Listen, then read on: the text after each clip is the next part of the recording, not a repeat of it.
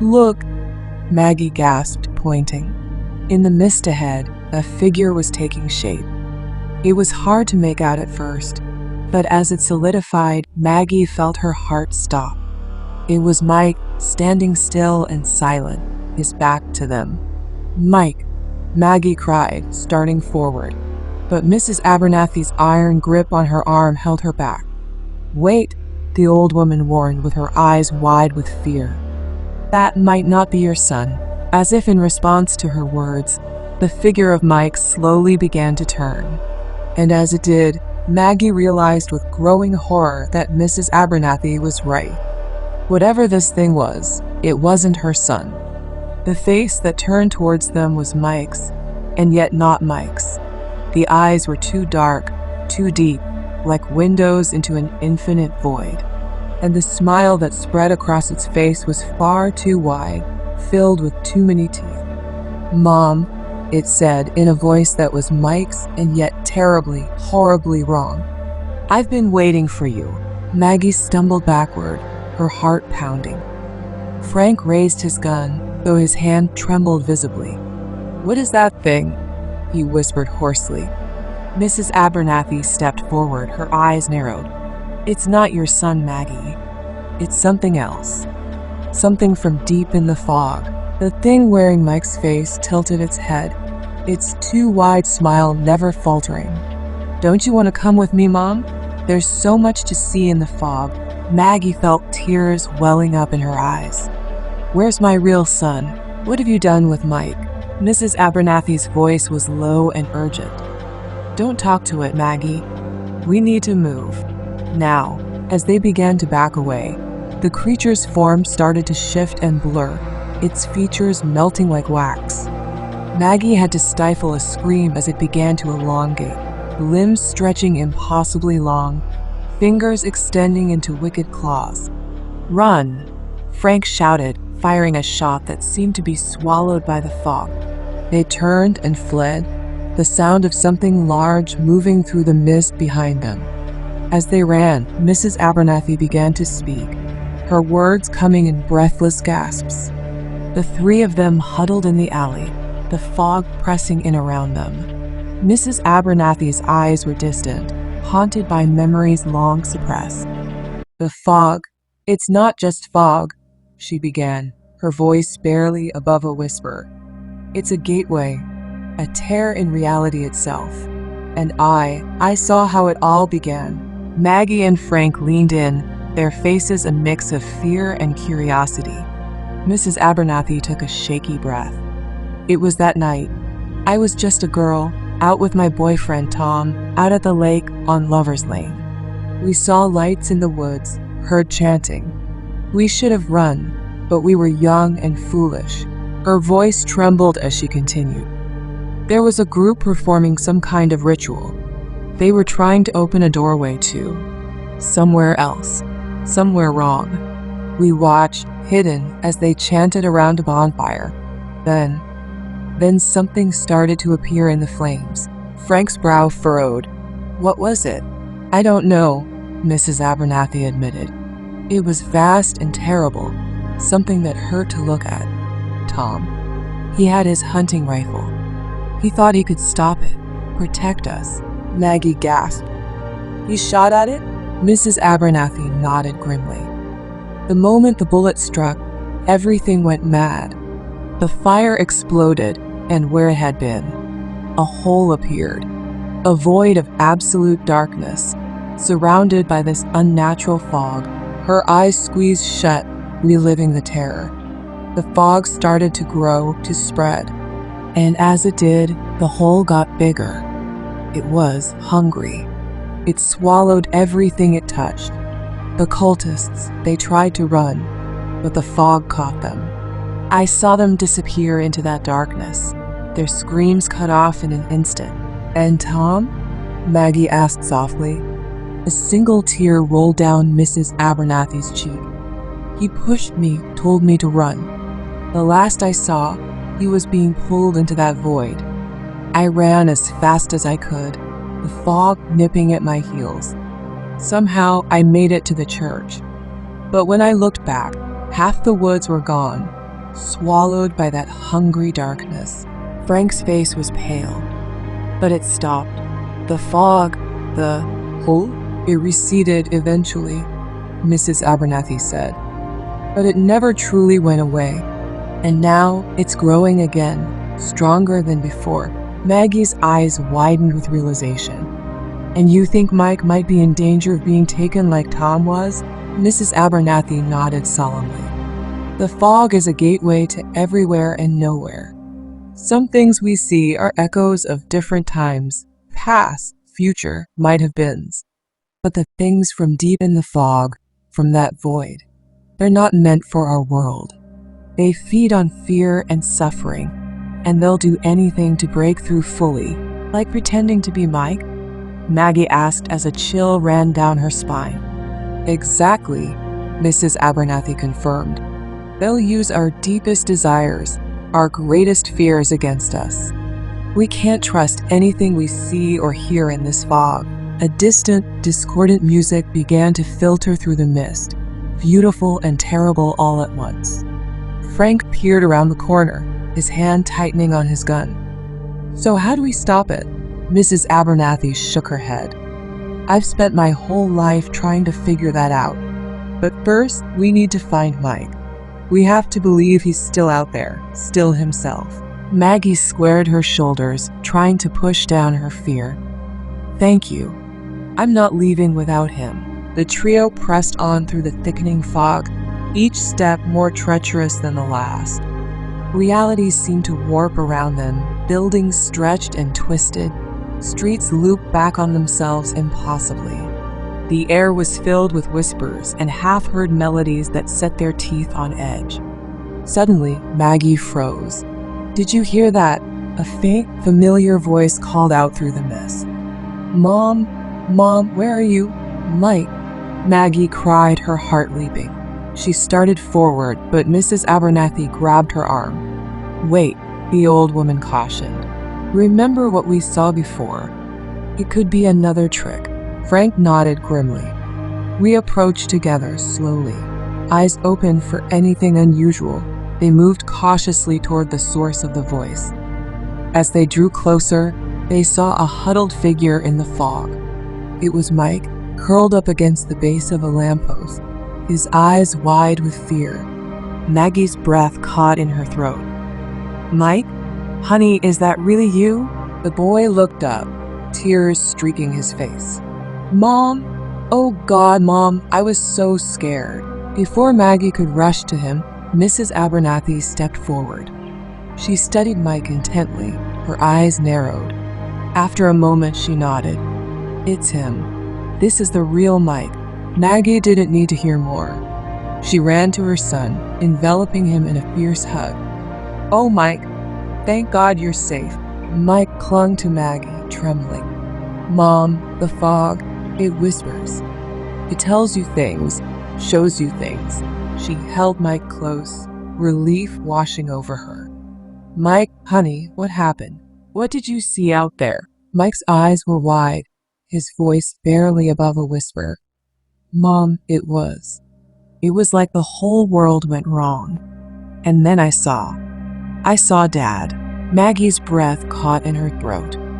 Mike's father had died years ago, but it wasn't really him, Mike continued, his voice shaking. His eyes were all wrong, and when he smiled, Mom, there were too many teeth. I ran, but the streets kept changing. It was like the town was alive, trying to trap me. As Maggie comforted Mike, a low, ominous rumble filled the air. The fog around them began to churn and darken, taking on shapes that hurt the eyes to look at directly. Mrs. Abernathy's face paled. They're coming. The things from the void. They know we found him. Frank raised his gun, though he knew it would be useless against whatever was approaching. What do we do? The old woman's eyes hardened with resolve. You need to get Mike out of here. Take him back to the library. It's safer there. What about you? Maggie asked, clutching Mike to her side. Mrs. Abernathy smiled sadly. Just go, dear. No, Maggie protested. We can't leave you here. What do you think I do in my bookstore every day, dear? "I've been getting ready for this night," Mrs. Abernathy insisted. "I'll be okay. I learned a few tricks preparing for it, if it ever returned." Before anyone could argue further, the darkness in the fog coalesced into writhing, tentacle-like shapes. Faces formed in the mist, twisted, agonized visages that seemed to flicker between human and something decidedly not. "Go," Mrs. Abernathy shouted. "Run and don't look back." As Maggie, Frank, and Mike turned to flee, Mrs. Abernathy stepped toward the encroaching horrors. She began to chant in a language none of them recognized, her voice growing in power and volume. The entities recoiled for a moment and then surged toward the old woman with renewed fury. Mrs. Abernathy stood her ground, her arms outstretched as if to embrace the oncoming storm of darkness. Maggie glanced back one last time as they ran. She saw Mrs. Abernathy enveloped by the writhing mass of shadows, her form glowing with an inner light that seemed to hold the darkness at bay. Then the fog closed in, cutting off the view. Maggie turned her attention back to the path ahead, guiding Mike through the treacherous mist. Her heart was heavy with the weight of Mrs. Abernathy's sacrifice, but she knew they couldn't let it be in vain. As they ran, the fog seemed to thin slightly, as if the old woman's actions had weakened its hold on the town. But Maggie knew the danger was far from over. Whatever Mrs. Abernathy had done, it was only a temporary reprieve. The library loomed ahead, a beacon of safety in the swirling mist. As they approached, Maggie couldn't shake the feeling that this was only the beginning. Mrs. Abernathy was gone, but the mysteries she had hinted at remained. With determination to get them all to safety, Frank ushered Maggie and Mike into the library. As the door closed behind them, Maggie cast one last look at the fog-shrouded street. Somewhere out there was Mrs. Abernathy. Was she going to make it? Miles away, yet somehow right beside them, Mrs. Abernathy faced the encroaching horrors. The fog around her pulsed with malevolent energy, but she stood her ground. She thought of Maggie and Mike, of all the people in the town. She stood alone, surrounded by writhing shadows and impossible geometries. The entities from the void pressed in, their hunger palpable. But she was not defenseless. Drawing upon knowledge gathered over decades, she began to weave a spell of protection and banishment. Ancient words tumbled from her lips, each syllable burning with power. The air crackled with eldritch energy as she fought back against the encroaching darkness. Memories flashed through her mind, years of research, forbidden tomes, and the weight of terrible secrets. The entities recoiled, shrieking in voices that existed beyond human hearing. Mrs. Abernathy pressed her advantage, her voice rising to a fevered pitch. The fog around her began to spin, forming a vortex that tore at the fabric of reality itself. With a sound like space tearing, a rift opened in the air before her. Mrs. Abernathy didn't hesitate. She plunged through, leaving the howling void creatures behind. She tumbled through a maelstrom of time and space, catching glimpses of other worlds, other possibilities. Her mind reeled, teetering on the brink of madness. When she finally emerged, she found herself on a familiar street, but something was off. The fog was there, but thinner, newer. The buildings looked different, older, yet somehow less weathered. With a startle, Mrs. Abernathy realized where she was. Her legs moved of their own accord, carrying her through streets she knew by heart. The town was eerily quiet, save for the distant sound of voices. She followed the noise, her heart pounding with a terrible suspicion. The church loomed before her, its windows glowing with warm light. Inside, she could hear the murmur of frightened townsfolk. Mrs. Abernathy pushed open the heavy wooden doors, and a hush fell over the crowd. Dozens of faces turned to stare at her, faces she recognized, but younger. So much younger. And there in the front pew sat a young woman with wide, frightened eyes. Mrs. Abernathy felt her breath catch in her throat as she recognized her younger self. The girl couldn't have been more than 20, her chestnut hair neatly pinned back, her hands clutching a worn prayer book. It was like looking into a mirror of the past, seeing the person she once was before the weight of knowledge and years had bent her shoulders and lined her face. The shock was too much for her already fragile psyche. Mrs. Abernathy felt something snap inside her mind, like a rubber band stretched beyond its limit. She began to laugh, a high, wailing sound that held no mirth, only the broken edges of a shattered reality. "Listen to me," she cried, her voice cracking with hysteria. "You must stop it. Close the loop, or it will all happen again." The townsfolk recoiled, murmuring in fear and confusion. The young woman stood, her face a mask of horror and fascination. "Who are you?" the young woman asked, her voice trembling. "What are you talking about?" Mrs. Abernathy lurched forward, grabbing her younger self by the shoulders. It's you. Don't you see? We did this. We will do this. We have to close it. You have to go back further. Now it will never close." The world seemed to spin around her. Mrs. Abernathy's words devolved into incoherent babbling, a stream of warnings and prophecies that made no sense to anyone but her. She saw flashes of the future, Sarah, Mike, the library full of frightened people. She saw the entities from the void, waiting in the spaces between. And through it all, she saw herself trapped in an endless loop of discovery, terror, and madness. As the last vestiges of her sanity slipped away, Mrs. Abernathy felt hands grabbing her, pulling her away from her younger self. She didn't resist. She knew what came next.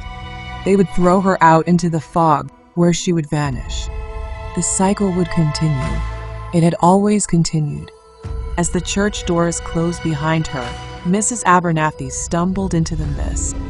Her laughter echoed through the empty streets, a sound of pure, broken despair. The fog swirled around her, welcoming her back into its embrace. And somewhere in the depths of time and space, the entities of the void waited patiently. They had all the time in the world. After all, the loop would always bring her back to them. The fog thickened, obscuring Mrs. Abernathy from view. Her laughter faded, replaced by the soft, insidious whisper of the mist. Time turned once more, ready to begin the cycle anew. In the church, the young woman stared at the closed doors, a chill running down her spine. She couldn't shake the feeling that something fundamental had changed, that she had just witnessed the beginning of a nightmare that would haunt her for the rest of her life. Little did she know, the nightmare had already been haunting her for longer than she could imagine.